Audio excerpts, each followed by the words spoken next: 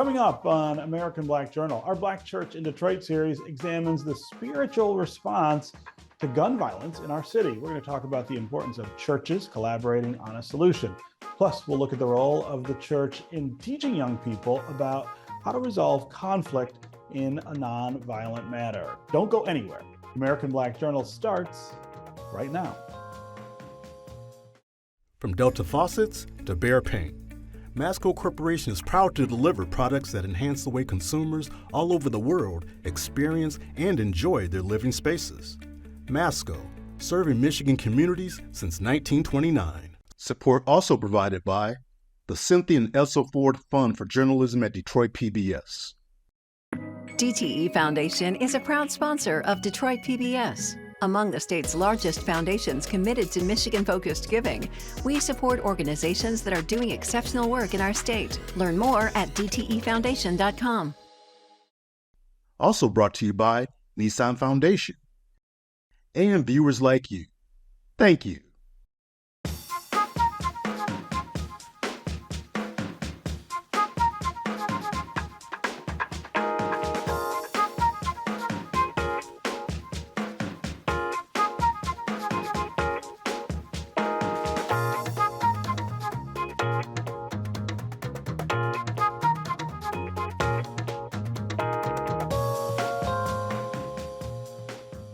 Welcome to American Black Journal. I'm Stephen Henderson. Today, we're continuing our series on the Black Church in Detroit, which is produced in partnership with the Ecumenical Theological Seminary and the Charles H. Wright Museum of African American History.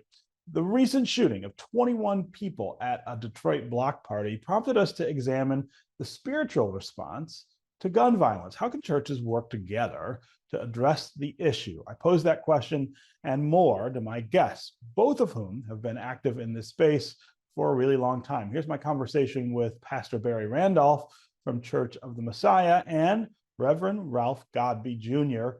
of Triumph Church. Pastor Barry Randolph, Reverend Ralph Godbee, welcome to American Black Journal. Thank you. Thank you for having us. Yeah, it's unfortunate that we're talking about this subject in light of the news a few weeks ago here in Detroit. An awful lot of people shot during a fight at a block party over on the east side. I'm going to start with you, Pastor Barry. You had a Stop the Violence event recently here in Detroit. I'm curious about the reaction at your event to what had just happened about a week before, and kind of what comes out of that event in terms of next steps, the things that people think we ought to be doing. Yeah, we just celebrated our 17th annual Silence the Violence March and Rally, which is now a statewide event working on eradicating gun violence as we know it, bringing together the community groups, political leaders, law enforcement, all together. The CBI groups working on this issue.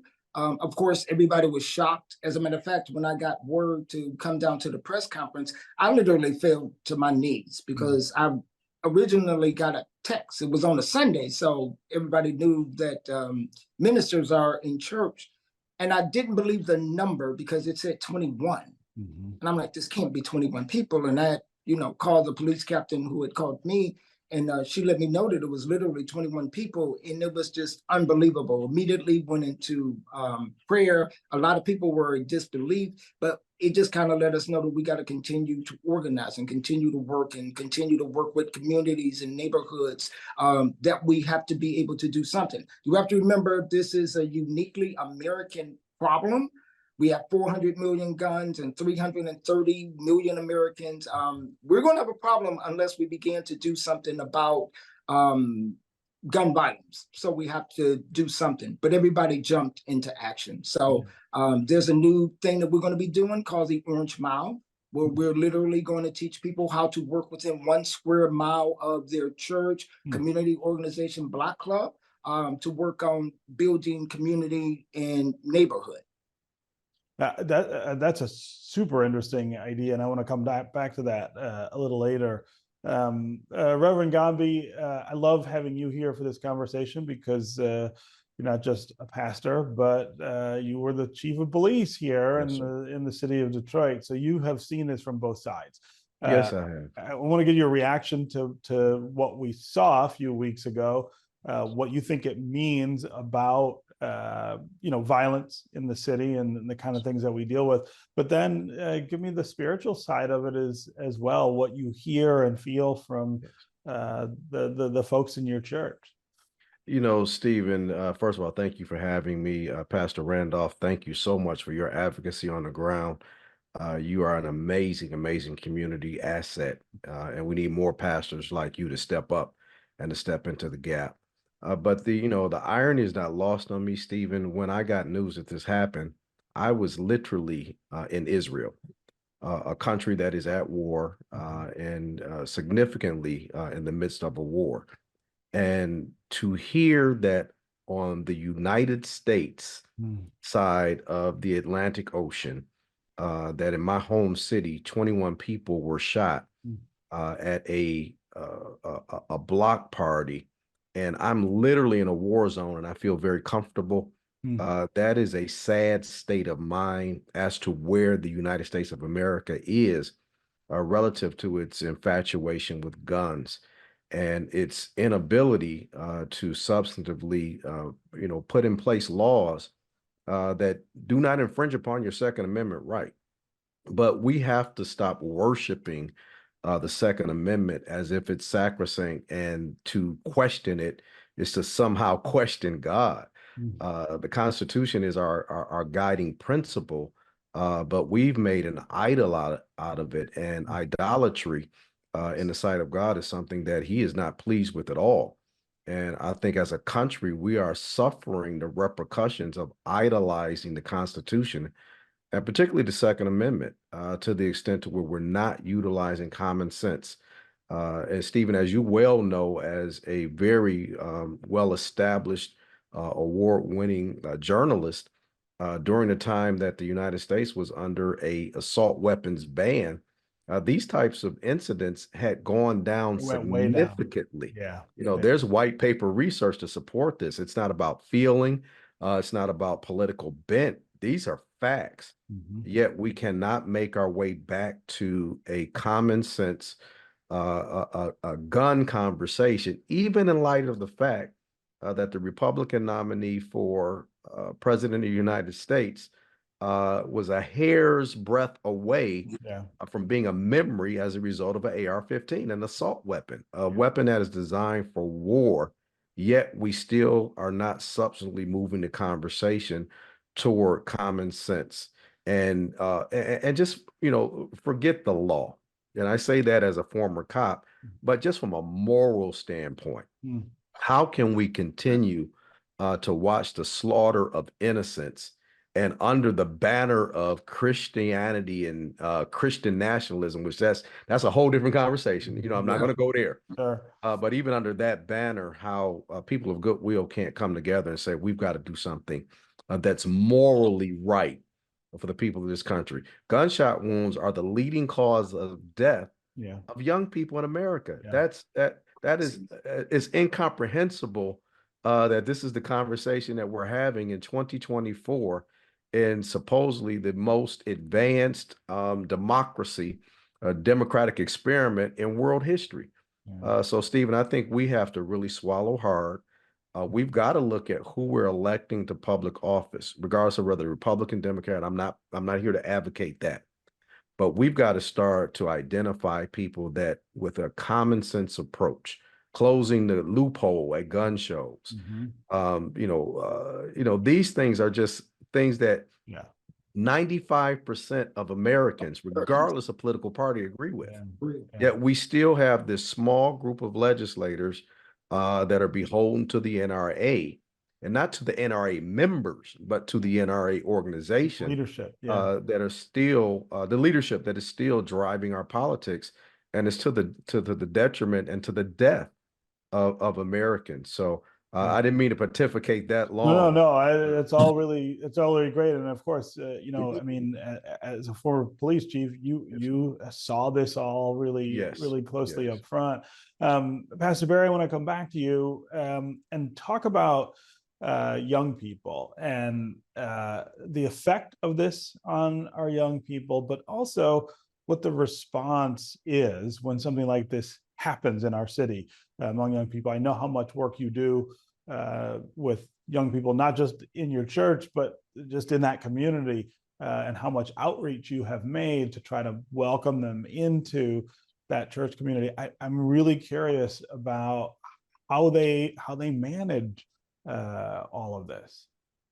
No, that's a great question. And I appreciate everything that Reverend Godbee said, which was just incredible. The young people, too, are tired. They're a little bit disappointed because they cannot understand why adults cannot figure this out.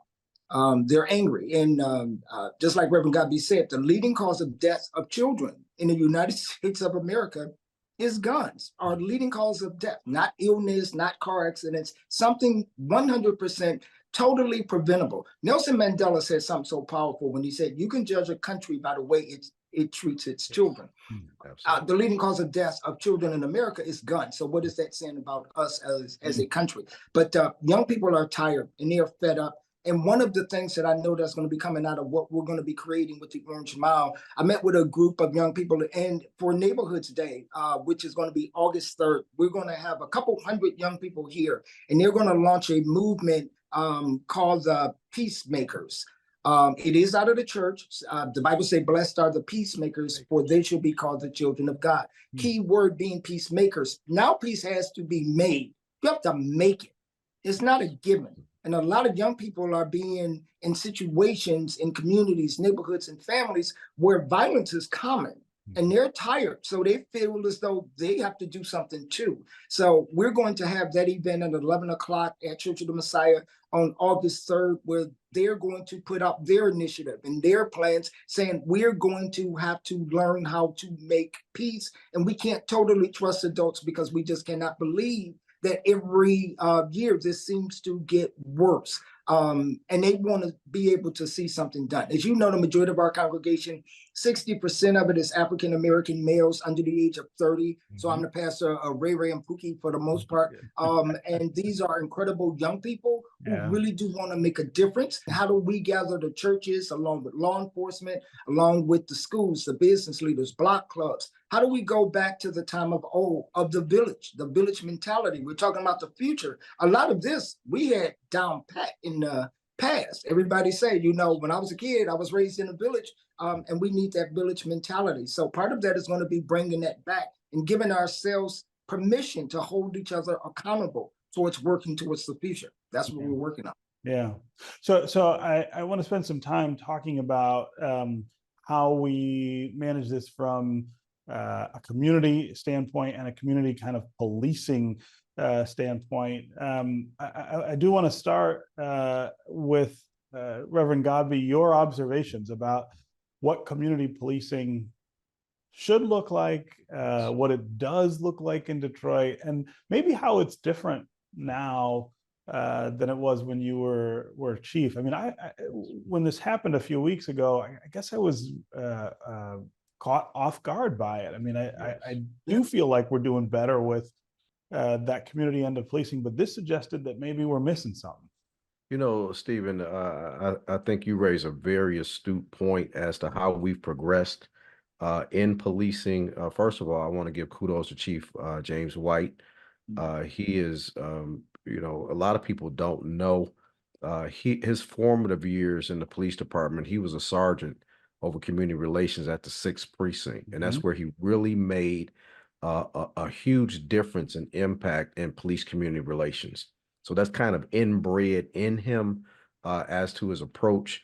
And I'm very proud of the CVI efforts as well. You know, Force Detroit, I say with a lot of pride. My daughter, who was a teenager when we were working on some of these foundational pieces, she now works with Leah Harvey Quinn in that field, and they have been very successful. Detroit 300 was a group that, you know, I'm blessed to have kind of taken to the community. But those are the type of efforts that we have to really build to scale because the early results with Force Detroit and CVI in the area that they have been very intentional. They have really made an impact on reducing violent crime, because there has to be a multi-tiered approach. Right. First of all, prevention. An ounce of prevention is worth a pound of cure. So to the extent where we can engage in prevention activities, the second is intervention.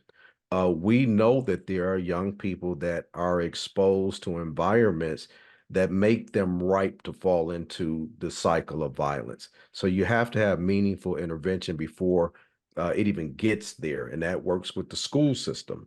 Detroit Public Schools, Dr. Vitti, in all Detroit schools, charter or public, you have to have meaningful interventions for young people from a mental health standpoint, understanding procedural justice, understanding those type of disciplines that help to intervene before you even get to that explosive point. Because we lost 2 years of instruction with our children. Yeah. Where they were locked in from a pandemic, which nobody could have predicted. But the mental health of our community, young and old, is significantly damaged. And Stephen, we have not substantively really addressed that in a performative way to where we're identifying, recognizing, and helping to meet those mental health outcomes that we're dealing with now, that are resulting in some very explosive behavior in all parts of society. Our patience is just gone. Right.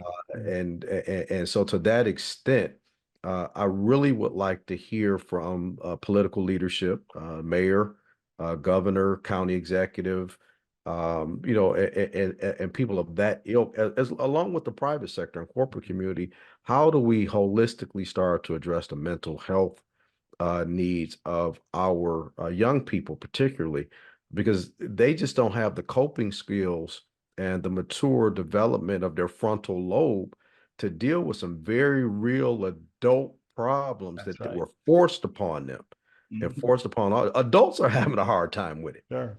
Sure. So, how much more are young people dealing with it in that way? So to me, from my perch, I think that's the missing piece, that if we don't address it, it only gets exacerbated over time. Yeah. So we really need to start to figure out, how do we triage?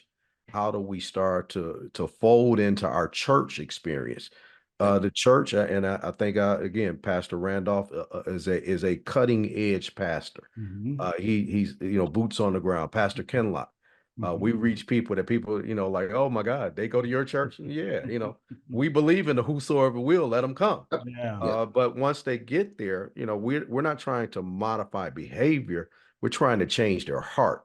If you reach the heart, the behavior will change. Yeah. But in a lot of instances, we do it backwards. We're trying to modify the behavior without really touching the underlying causes. So, I don't want to get too Freudian, but I do think that's a missing part of the conversation. Sure. So Pastor Randolph, I wanted to talk a little more about this orange zone idea, working where you live, right? Working in proximity to your community, as close in as possible to make a difference. I just think that's such a key part of the perspective we need about how to deal with this. Each of us has got to do what we can where we can. Yes. Yeah. So the Orange Mile is just basically looking at where your organization is, like Church of the Messiah. We're just looking at 1 square mile from where the church is, and we're looking at all of our assets. And in our community, which is called Island View, we have a ton of assets. It's not just Church of the Messiah. You got the Bog Center, you got Genesis Hope, you got Field Street Block Club, you got Shallow Boy Village, you got Mac Development. You got so many community organizations. We adopted the school that's near us, and we're all working together. But also, too, there's more than 10 churches within this 1 square mile. We talk about a lack of community centers, but yet and still in a lot of our churches, we have banquet halls, kitchens, gymnasiums, classrooms. And we've been asking preachers to do an asset assessment of their congregation. We have people in the skilled trades. We have people who are into mental health, the medical educators.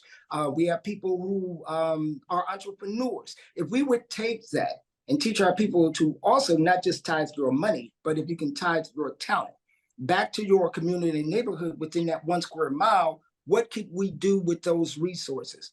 And just like, for instance, if you have a church like Church of the Messiah, which have a gymnasium, and the church down the street for us don't, but they have a youth program, then they use our gymnasium, or they use our commercial kitchen, or they use our banquet hall, or we may use a facility that they have.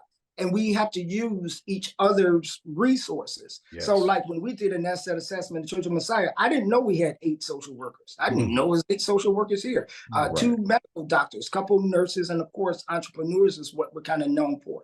So we're like, we have to give this back to the community. Yes. And then we have to teach the most vulnerable in our community and neighborhood. We have to teach them now how to be citizens of that community. And then don't forget our older people, our older generation, those who know how to cook, who know how to sew, who know how to do community gardens. We have all of these resources that we need to take the time out to be able to know each other. So for within this 1 square mile, you also got to know what your police precincts are. You have to know who all of your governmental leaders are. You have to know the businesses that's there. You got to get involved in the school system. How do I know this possible? Because we already did it. So we were kind of the guinea pigs for it to be able to say, it is possible to be able to help organize your community and neighborhood. This is us putting the neighbor back into the hood. This is also us being able to be that village that a lot of older people grew up with, being responsible for the people, at least within that 1 square mile. Also, orange is the color of gun violence. So that's why we chose the color orange, because we want these violent-free zones. We're also incorporating Code 22 by Paso Vela, remembering the 22nd of every month is a day of peace and healing. Taking that and adding that to it, making sure we have the ability and resources to pull that off. Everything it is we need, we already have. It's kind of like the Wizard of Oz. We got the heart, the courage, and the brain. We need to click our heels and find out we have the ability to go home. We don't need to run from the witch, and the wizard is basically non-existent. But we don't need to get to the end of our journey to figure out the key is us.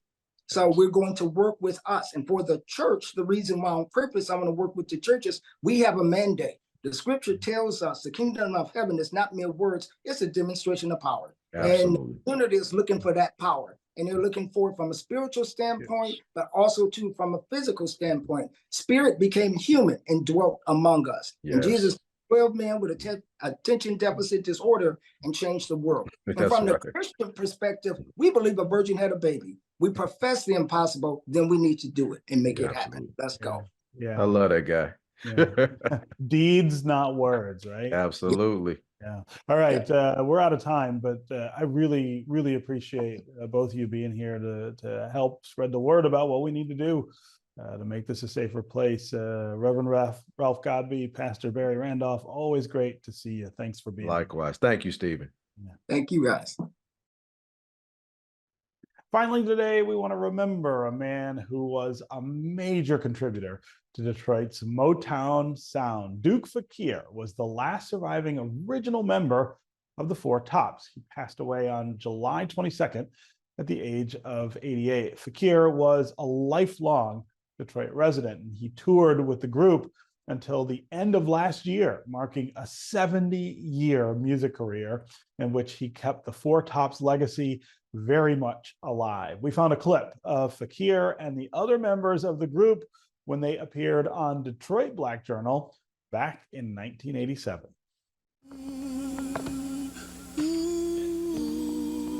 That is just another rainy night affair. Love has gone away. Neither one of us cares anymore about the other. We don't care. Our condolences to Duke Fakir's family and friends. He was truly a class act and, of course, a music legend. That's going to do it for us this week. You can find out more about our guests at AmericanBlackJournal.org, and you can connect with us anytime on social media. Take care, and we'll see you next time.